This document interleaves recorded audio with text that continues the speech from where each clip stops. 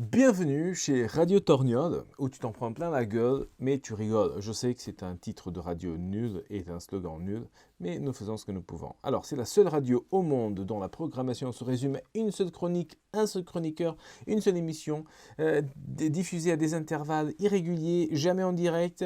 Bref, notre seul chroniqueur, Scott Fins, que vous allez voir dans quelques instants, vous a préparé un petit billet sur la jupe trop courte et aussi une vision particulière sur l'hypocrisie. Restez jusqu'à la fin parce que ça va être merveilleux. Franchement, Scott, t'es notre meilleur chroniqueur. Ouais, franchement. Vas-y, Scott. Merci. Et oui, les darling, après le fulgurant succès de ma première chronique, vue. Merde. On va remettre ça, tiens. Là, quand même. Sponsorisé par ça. Shazam du slip. Et oui, les darling. C'est merde. Ouh là là là là là là. Oh là là là là là là. Quelle catastrophe totale. Ouais. C'est solide ou c'est pas solide? Ah, là, c'est pas solide. Là, ça va se solidifier.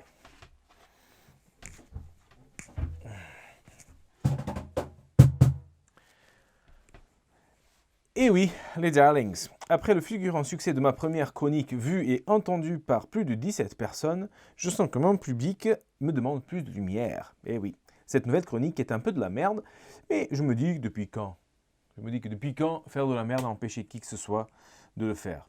Jamais. Et qui de mieux pour parler de la longueur des jupes des lycéennes qu'un étranger de 37 ans plutôt hétérosexuel? Personne. J'ai aussi prévu de faire une chronique sur la souffrance des Norvégiennes âgées et des Chinoises avec des implants mammaires. Bon séjour. Je suis le Manuel Valls de la chronique. Voilà, celle-là, il fallait la faire parce que Manuel Valls, voilà. Je vous propose donc, les amis, d'arrêter d'être cons pendant 5 minutes, si vous pouvez évidemment, juste le temps de cette chronique. Et après, vous pouvez retourner à vos occupations quotidiennes. Voilà. Suivez-moi dans ce petit raisonnement et après, je vous laisse tranquille. Allez, quelques questions pour se dégourdir la tête un petit peu. À quoi sert l'école? Alors, la fonction de l'école est d'endoctriner les enfants d'un pays pour que le système social en vigueur reste le même dans les années à venir. C'est pas compliqué, on ne va pas apprendre chez Rubin à défier le pouvoir en place. Genre en mode rap, genre nique la maîtresse, nique la TSEM, nique la VS, nique la cantine, nique le cartable, nique le clay, nique le pique-nique.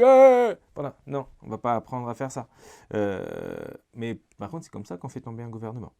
On leur apprend à lire, et encore, à compter, et encore, et surtout à fermer la gueule. Leur gueule. Pas juste à fermer la gueule en général, c'est leur gueule qui ferme. On est d'accord? On est d'accord. La responsabilité de l'école est aussi de formater la main-d'œuvre du travail de demain. C'est pas compliqué. 8 heures assis à un bureau et des devoirs à faire à la maison. Hein? Le droit de la déconnexion. C'est ça. Hein? On est d'accord? Bon, on est d'accord.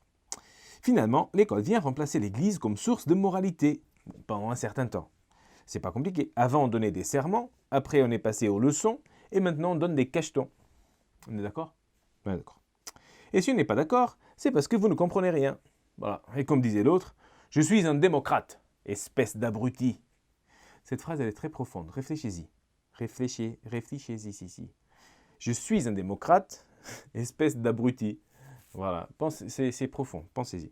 Parlant de démocratie, une personne qui va se tatouer la paupière pour ne pas se maquiller tout en restant maquillée a exactement le même pouvoir de vote que les platistes, les anti-vaccins, les bourges, les brûleurs d'antennes 5G, les croyants du chemtrail, les docteurs en sociologie, les homophobes, ou les homophobes si vous voulez faire la liaison, les véganes, les racistes, les... Est-ce qu'on ne devait pas interdire la jupe trop courte au lycée? Je sais pas. Comme moi, quand j'étais au lycée, c'est comme le lycée mais à l'envers, la question ne se posait pas malheureusement. Les filles de 15 ans en 1998 n'avaient pas ce besoin d'expression-là. Des expressions, c'est dommage. Bon, si t'as pas d'opinion, tu ne ferais pas mieux de fermer ta gueule un peu, histoire de... Hein, histoire de... Hein. Mais si, j'ai des opinions, mais beaucoup même, sur les habits qu'on devrait interdire dans notre société. La djellaba, interdit direct, parce que ça fait peur. Ça fait peur, surtout aux bourgeois, ça fait peur, on l'interdit.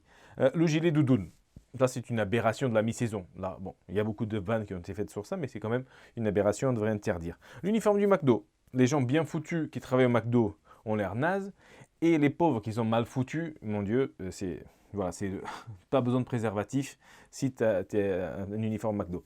Le costard-cravate en dehors de l'Assemblée nationale devrait être interdit. Moi je trouve, et ça c'est mon expérience personnelle, c'est dégueulasse qu'un smicard de chez Zara s'habille aussi bien que le président de la République. Et moi j'ai cette expérience dans ma carrière professionnelle. Le mieux j'étais vêtu, le moins j'étais payé. Voilà. Bon. Le petit gilet Castorama, évidemment, parce que ça ne sert pas à grand chose à part quand tu les vois au loin se cacher des clients et tu étais là, voilà, tu demandes d'aide. Les bibles des médecins, ça fait vieille école, ça fait bande de pervers qui traînent en maternelle, tu vois, c'est bon. Et le bleu de travail des mécanos, parce que le bleu est 2019, c'est last season. Enfin, je propose que tous les gens que je viens de mentionner, et aussi les suivants, pâtissiers, pédiatres, pigistes, pilotes, poissonniers, policiers, pompiers, prêtres, professeurs, programmeurs, prostituées, proxénètes, et aussi les punks à chiens. Donc je propose donc que ces femmes et ces hommes, tous républicains, de toute orientation confondue, partent au travail un jour en portant une jupe bien courte. Pas plus basse que la ligne du plus bas testicule pour les détenteurs de testicules et une longueur comparable pour ceux qui n'en détiennent pas de testicules. Voyez-vous, chers amis, que tout de suite ça fait bizarre. Chaque métier a ses codes vestimentaires, chaque classe sociale a ses codes vestimentaires. Nous jugeons et sommes jugés tous en permanence par ce que nous portons sur nous. Et accessoirement, sur notre gueule, ou jugés par notre gueule. Vous me direz, oui, il y a une différence entre la gueule que nous avons et la gueule que nous faisons. Moi je dis, c'est pareil, mais on peut maîtriser une d'entre elles. Donc, si tu as une vieille gueule, évite quand même de faire la gueule. Voilà. Ma question est la suivante.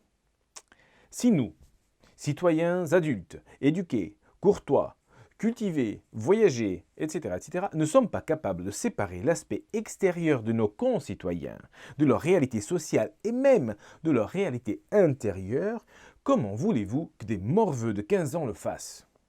Ces ados sont accros aux jeux vidéo, à la branlette et au changement climatique. Ils n'ont pas cette ouverture que nous avons, nous, adultes. Alors, est-ce qu'il y a quelque chose de plus con sur Terre qu'un ado ? Moi, je pense que les seuls plus cons que les ados, ce sont les adultes.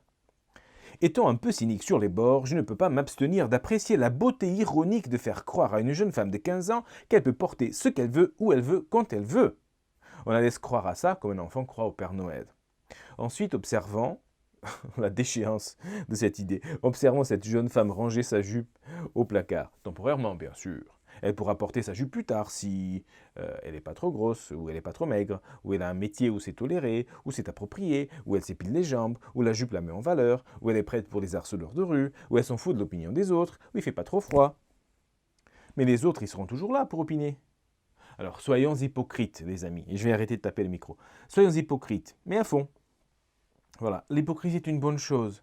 Il vaut mieux que Serge Gainsbourg fasse campagne contre la cigarette plutôt que pour la cigarette, non ? Même s'il fume est comme un pompier, non ? Voilà, c'est comme...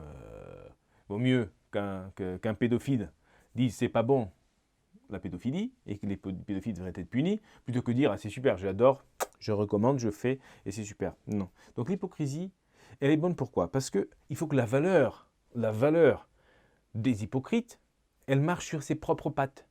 Si une valeur comme la démocratie, la laïcité, la république, etc., si ça doit tenir sur ses pieds, c'est super. Si on a un homophobe gay, on s'en fout. Est-ce que l'homophobie peut tenir sur ses pattes ? C'est ça la question. Donc si la valeur tient, elle tiendra. Donc l'hypocrisie, c'est pas trop mal. Donc soyons hypocrites, mais à fond. Disons aux filles qu'elles peuvent tout porter. Disons aux garçons que non, c'est non. Disons aux filles que de s'habiller de façon républicaine. Disons aux garçons de se conduire en citoyens de la République. Disons que c'est bien, disons que c'est pas bien. Disons aux femmes battues de porter plainte. Disons aux hommes batteurs d'arrêter de les battre. Et de niquer la chanson parce que les hommes batteurs, ils tapent comme ça. Voilà, ils ne peuvent pas tenir le rythme. C'est là, c'était cadeau. Donc, quelle est la différence entre le voile intégral et la mini-jupe ? Ah, lequel de ces deux trucs est le plus républicain ? Est-ce que c'est de montrer ton cul ou de te cacher ? Disons que le mieux, c'est de trouver, comme tout le monde, une philosophie toute prête pour justifier nos tendances intimes. Et après, on fait genre que c'est rationnel. Et on dit, ah voilà, c'est comme ça. La vie, c'est évident pourtant. Hein? Allez, au revoir.